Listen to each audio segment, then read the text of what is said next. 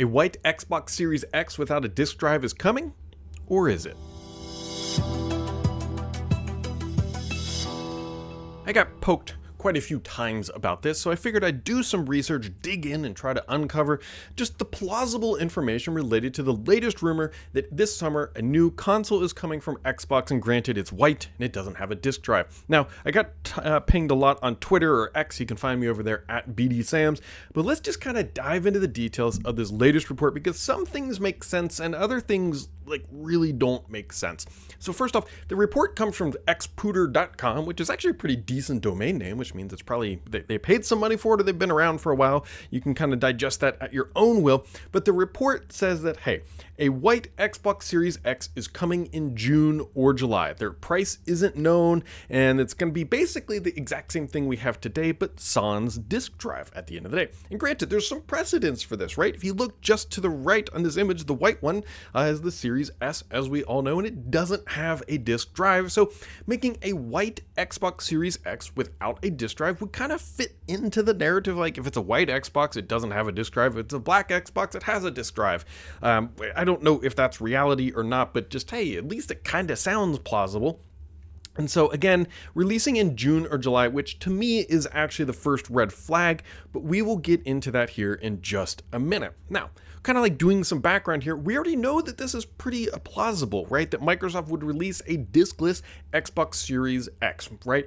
They've already shown off, thanks to the FTC leaks in the second half of last year, that they're exploring kind of doing an Xbox Series X refresh that we know as Brooklyn. Now, this may not be the Brooklyn console that they're launching here this summer because according to the initial reports, it's basically the exact same from Xpooter, minus the fact that it has no disk drive. So this slide, which was from the FTC leaks, shows a rounder console, just in a black console, very obviously here.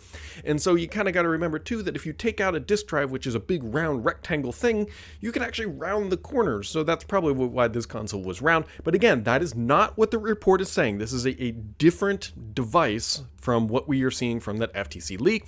And keep in mind that the FTC leak, Phil Spencer has already said that information was outdated, but of course he's going to say that. He's not going to say, yes, that is our exact roadmap. I mean, it could be one little minor detail is out of date, and then it's technically a factual statement. So just kind of keep that in mind as we go through here. Now, in a recent interview with Mr. Phil Spencer himself over on GameFile, Spencer noted that drives are becoming harder to get, which also makes them more expensive. He said gaming consoles themselves have kind of become the last consumer electronic of the device that has a drive.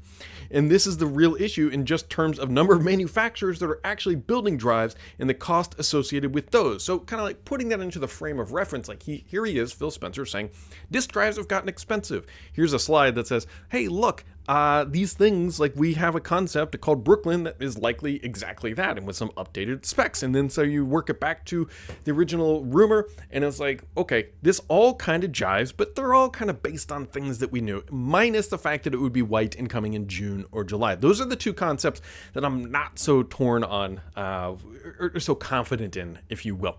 So kind of just like moving along here, Phil Spencer also, by the way, laid the groundwork of like, we're following the consumer and that most consumers are buying disc version. So if they see the opportunity to actually lower the price point because, hey, they pull that disk drive out, it's actually better for Microsoft. And if consumer trends already tell you that discs aren't the thing, then hey, let's just kind of keep on moving forward because like that's what the consumers are telling us. And obviously if they ship a Series X without a disk drive and it's lower priced, you're also going to continue to accelerate that momentum away from discs, which I know for some people is going to be like very upsetting, but the reality is Sony is doing the same thing. And so at the end of the day, so let's just kind of keep moving on here. So I started to hint at the beginning of this video, the timeline, the June and July dates don't make a lot of sense. First off, July is like the worst month to launch anything. It's not a month that you typically see big profile releases. Like think about when Apple does iPhones, think about when Google does their stuff, think about when Microsoft does their stuff. It's not in July. So to release a console in July when the Northern Hemisphere is in summer, when most people are outside and gaming hours are typically at their lowest, to put a new console out in that timeline doesn't make sense. And if we go back to the FTC leaks here, where they have an actual timeline of dates for like the Brooklyn and the Ellwood, look what months they typically like: September and November, which is very typical because, hey, you're trying to get things out before the holiday shopping season. So they get really far away from, you can even see there was a June timeline, and then the July and August, the gaming beat is just completely dry because everybody knows that you don't launch things in the middle of the summer or exactly when people are going back to school, minus laptops. That's a slightly different category. But when it comes to gaming consoles, June and July, or July and August, are really bad, but June also like really bleeds into that. So to launch a new console then doesn't, like, that's the first bit of information that kind of falls flat. Now, it could be that wires are getting crossed and that in June and July, that's when things start coming off the assembly lines. And if you're going to ship things in September, then yeah, maybe that would make more sense. And if the source who Xputer does not reveal is actually on the supply side, it could make sense. Like, I'm trying to like try to be, negative and positive, show both sides of the possibility here. So if it's got to ship over on a boat, like getting things in June and July, that would make sense. But the original rumor made it sound like the availability would be in the summer. And so maybe kind of that's where it is. But you can again see Microsoft, look at their launch history, like Windows 11, the big Windows launches are always in the fall. The big console releases are always mid to late fall. It's just the preferred timeline for getting things out for the consumer. June, July, and August are typically very, very not good months to be doing this sort of stuff. So then, like, I'm thinking about this, I'm like, okay, so let's do some research here on the actual rumor itself. So xputer.com, again, like I noted, is a decent domain, so it's probably got some authority at the end of the day, but again, domains come and go, and you can go buy things out, and so maybe that's not it. So the first thing I did was like, who is the author? And again, I want to be very, very, very clear. Getting rumors right, and I've been in this industry for a long time, and I've done my own. Getting rumors right is very difficult, very challenging, especially when you list specific dates. I want to qualify that because dates can ship or slip for quite literally any reason. They could be things get delayed at port, softwares get there's just so many reasons why dates can get delayed before we kind of dig into this. But it's worth pointing out all that information, because when you see a high profile rumor like this, you should always be naturally curious about where information comes from. And so that's what I did.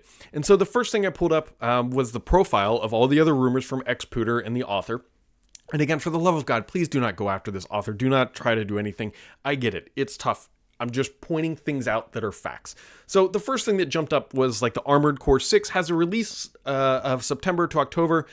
And that rumor was not accurate. That insider information did not appear to be accurate based on what they had. And so that's the first thing. First off, it launched in late August, but you could say, Brad, September in late August, that's relatable. But if you go and read the post itself, it says actually they were thinking it was going to launch late September, maybe bleed into October. The reality is like that's a miss. So it's just providing the information that they had on their website.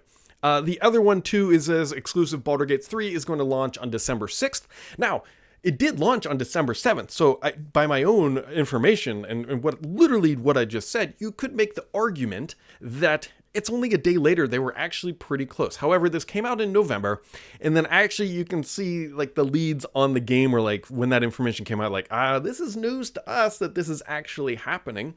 And I think the reality here is that you could see it both ways, that, hey, the information from Xputer was accurate. You could make that argument by saying, like, look, of course the game studio is not going to lock into a date. They want to be the ones to announce it. And technically they were right. Baldur's Gate did not launch on December 6th. It was on the 7th. So I'm just pointing out that not all information on the internet is accurate, and you should be naturally curious about everything. And so, Mike, like, someone's going to say, well, Brad, what is your gut take on the white Xbox Series X launching in June or July? To me, it doesn't feel accurate. I'm not saying there's not a white Xbox Series X coming. I'm not saying that. I'm just saying that the June-July timeframe is not... Like, everything in my gut says that is just such a horrible time to announce a game console and to put it on shelves. It's like, hey, would you rather be outside playing basketball or playing with your friends, or do you want to go to Best Buy and buy that new console that's the same as the old one without a disc drive? Like, the narrative just isn't quite there for me to see a June-July timeline release. So we know that things like this are coming. The launch of a discless console is, I think, all but guaranteed at some point. I would actually be shocked if we go through the entire life cycle and we don't see that. I just don't know if this rumor is the perfect one that's the be-all, end-all and tells us all the information we need to see. Although I will happily be wrong if it does launch during that timeline, but people asked what my opinion was, and so here it is. That's just me doing the research. And as always, my friends, if you want to stay updated on everything happening in the world of Xbox and beyond, make sure to keep it subscribed here, because the only BS on this channel is me.